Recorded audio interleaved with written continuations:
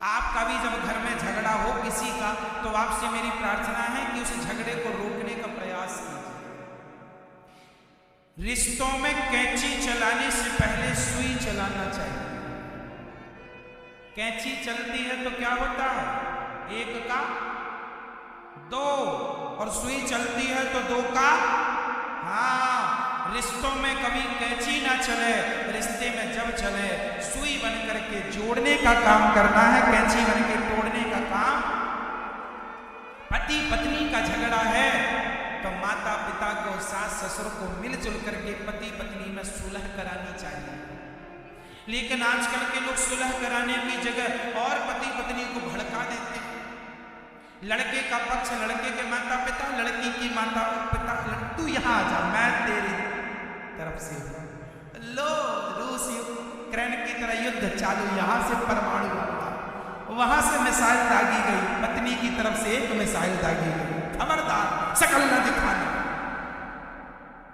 तो पति की तरफ से परमाणु दागा गया, अपने बाप की बेटी है तो वापस मत आ जाना। लो भैया महाभारत चालू। जरा से तुम्हारी ना समझी, जरा सी मूर्खता के कारण। इसलिए जब भी महाभारत की स्थिति बने तो पहले शांति का प्रस्ताव होना चाहिए। महाभारत युद्ध के पहले भगवान कौन सा प्रस्ताव लेके गए मेरी मां? जोर से बोलो मैया। तो आप लोगों में भी जब झगड़ा होगा तो पहले कौन सा प्रस्ताव आप लोग रखते हैं कि नहीं? शांति प्रस्ताव रखते हैं कि नहीं? पति पत्नी का झगड़ा हो तो पहला कौन सा प्रस्ताव, किसकी ओर से? किसकी ओर से? अब मैं बताता हूं किसकी ओर से। यदि पति पत्नी में झगड़ा हो और यदि पति ने पत्नी को सॉरी कह दिया तो मैं मानता हूं कि यह पति बहुत समझदार है। और पत्नी ने सॉरी कह दिया पहला, जो पहला सॉरी कहेगा, जो अपनी गलती स्वीकार करके और उस गलती को भूल जाए, अरे गलती नहीं है तो भी तुम्हारी पति पत्नी है, काहे झगड़ा कर रहे हो। जो आदमी पहला सॉरी बोलेगा वही उस घर में सबसे बड़ा समझदार माना जाएगा, और जो बाद में सॉरी बोलेगा वो उस घर में सबसे बड़ा मूर्ख है। अब बताओ, लड़ना झगड़ना अच्छा है कि शांति के प्रस्ताव से जीवन भर रहना अच्छा है? बोलो क्या सही है? छोटी छोटी अकड़, छोटा छोटा अहंकार लिए आदमी लड़ता रहता है। पति पत्नी के झगड़ों में महीना बीत जाता है जबकि कोई बात नहीं। इसलिए मेरी मां, इन बातों में कोई दम नहीं है। भगवान शांति दूत बन के गए। आप भी शांति प्रस्ताव अपनी ओर से रख लो, समझदारी का परिचय दो। सामने वाला मूर्ख है तो उसे मूर्ख रहने दो, तुम तो समझदार हो। बाल्टी कुएं में जब उतरती है ना तो उसे भी जरा झुकना पड़ता है, तब वो पानी लेके आती है।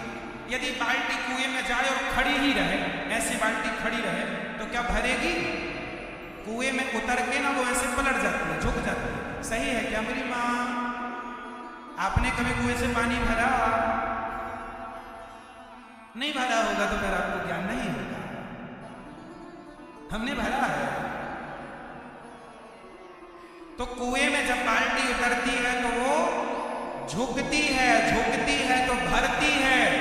बस जो झुकता है वही संस्कारों से, गुणों से भर जाता है और वही महान होता है। इसलिए झुकता वही है जिसमें जान होती है, अकड़ खास मुर्दे की पहचान होती है। कई लोग अकड़ जाते हैं, हम नहीं सॉरी बोलेंगे।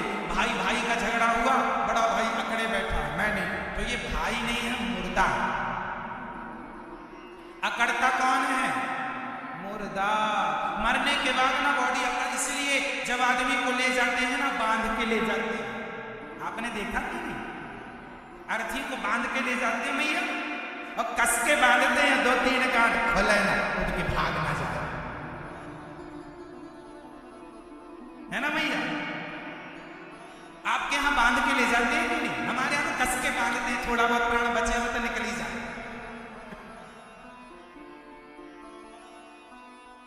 तो रस्सी से कस के बांधते हैं।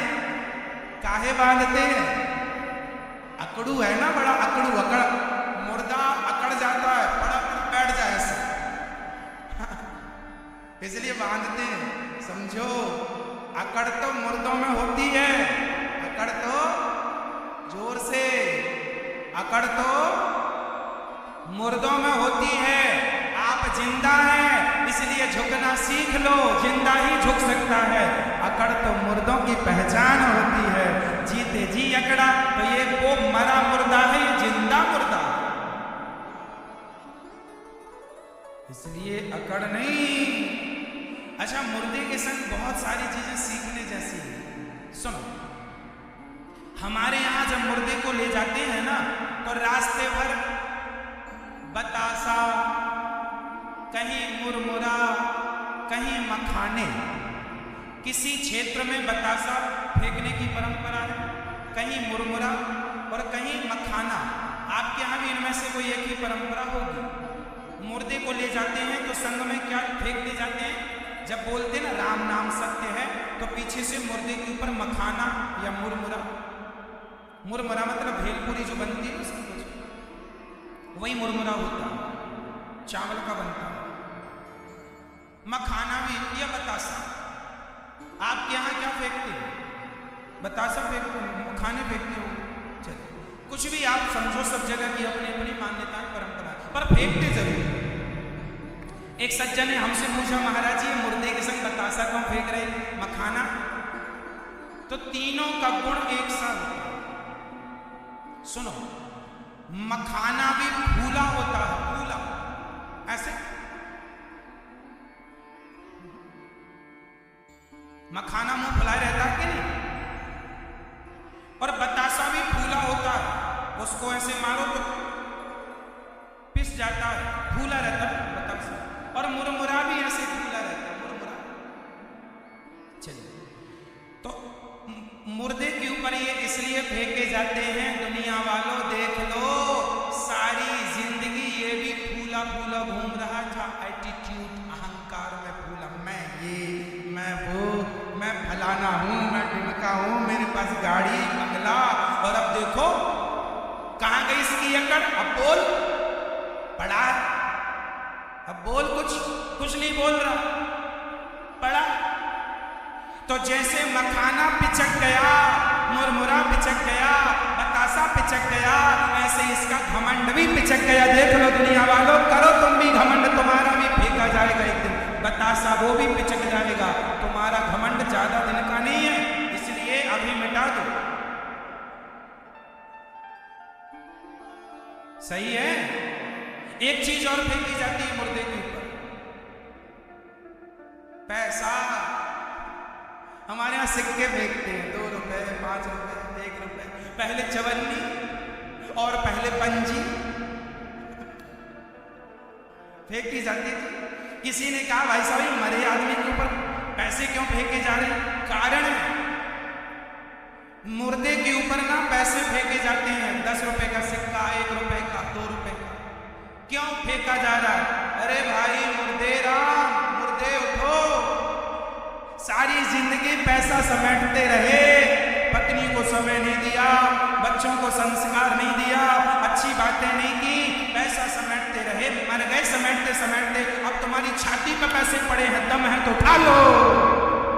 अब नहीं उठाएगा, सारी जिंदगी उठाया पैसा पैसा, धन धन धन। कब तक समेटा धन? जब तक निधन नहीं हो गया। धन धन धन निधन, धन धन कब तक? कब तक?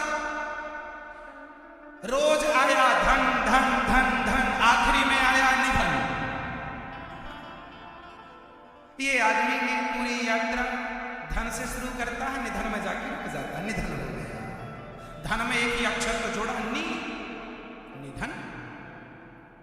तो मैया आप लोगों के ऊपर भी बरसाएंगे पैसा, इसलिए पैसा ना समेटो मेरी माँ। पैसा तो मरे पे भी बरसता है। राम नाम का धन ही कमा लो, ये सबसे बड़ा धन। पायो जी मैंने राम रतन धन पायो, पायो जी मैंने, ये असली धन है। ये तो कमाया नहीं, टुकड़े समेटते रहे, टुकड़े तो मरने पे भी बरसेंगे। उसके लिए परेशान होने की जरूरत है ना भैया। इसलिए मरे आदमी से भी आप बहुत कुछ सीख सकते हैं। इसलिए अब आपको ध्यान से सुनना होगा। महाभारत का युद्ध हुआ। महाभारत केवल अहंकार के कारण हुआ। यदि पांडवों को उनका अधिकार दे दिया जाता, 5 गांव मांगने आए थे भगवान दे दिए जाते, तो क्या युद्ध होता? कदापि ना होता। इसलिए जिसका जो अधिकार है उसे दे दिया जाए। और हाथ जोड़ के कहता हूं, किसी दूसरे की संपत्ति पे गलत निगाहें ना रखना, गंदी नियत ना रखना। 1 इंच 2 इंच 5 इंच 1 एकड़ 2 एकड़ 5 एकड़ के लिए लोग लड़ते हैं और लड़के नष्ट हो जाते हैं। जमीन जायदाद के लिए ही तो महाभारत हो गया। आजकल के भाई ऐसे हैं, हड़प लेते हैं दुर्योधन जैसे लोग। आज का भाई ना अपने भाई की संपत्ति हड़प लेता है। ये भाई कौन सा भाई है? दुर्योधन भाई है। फिर ऐसों के संग महाभारत लड़के इसको मारना ही ठीक है। क्यों जी? कोर्ट कचहरी से ऐसा नहीं कि आप लोग गदा से मारने लगो, परंतु अपने अधिकार के लिए लड़ना चाहिए। मेरी माँ, ये आजकल ना मैं देखता हूं समाज में, आज भाई भाई का सगा नहीं। कितने भाई आज कोर्ट कचहरी में अधिकाधिक केस भाई भाइयों के लड़ रहे हैं। लोग भाई से विवाद, प्रॉपर्टी। अरे तुम भाई भाई हो, एक थाली में खाया करते थे, एक शर्ट को दोनों मिल बांट के पहन लिया करते थे। अब समझदार हो गए हो तो बैठ के विवाद निपटा लो भैया। आधी तुम ले लो, आधी हम ले लें। तुम हम कोई अलग अलग, एक ही बाप का खून तुम दोनों के अंदर बह रहा है और तुम बताओ झगड़ा कर रहे हो। कोई विवाद नहीं, फिर भी जरा सी समझदारी आ जाए तो कोई झगड़ा ना हो, और नहीं तो फिर तुम महाभारत तो लड़ ही रहे। युद्ध तब होते हैं जब समझदारी नहीं होती। यदि दुर्योधन ने जरा सी समझदारी दिखाई होती तो महाभारत की नौबत स्थिति ना उत्पन्न होती। इसलिए समझदारी या तो आप दिखाएं या तो हम दिखाएं, दो में से एक को समझदार होना पड़ेगा। या छोटा भाई समझदार हो जाए कि चल भैया तू ले लिया है, 2-4 इंच दबा लिया, कोई बात नहीं। या तो फिर वो समझदारी दिखाए, भैया तुम भी हमारे भाई हो, हमारे भी बच्चे हैं, तुम्हारे भी बच्चे हैं, भाई तुम्हें भी लगेगा आने पर आगे पर हमें भी आगे लगेगा, तो तुम मिल बांट के रहो। आजकल का भाई भाई की संपत्ति हड़प लेता है। भाई सब क्या कहें हम आपको, घोर कलयुग चल रहा। एक भाई वो थे भरत जी, जो अपने भाई के लिए अयोध्या का सिंहासन छोड़ के आए, और आज का भाई भाई को मार रहा, संपत्ति हड़प रहा। देख तेरे संसार की हालत क्या हो गई भगवान, कितना बदल गया इंसान।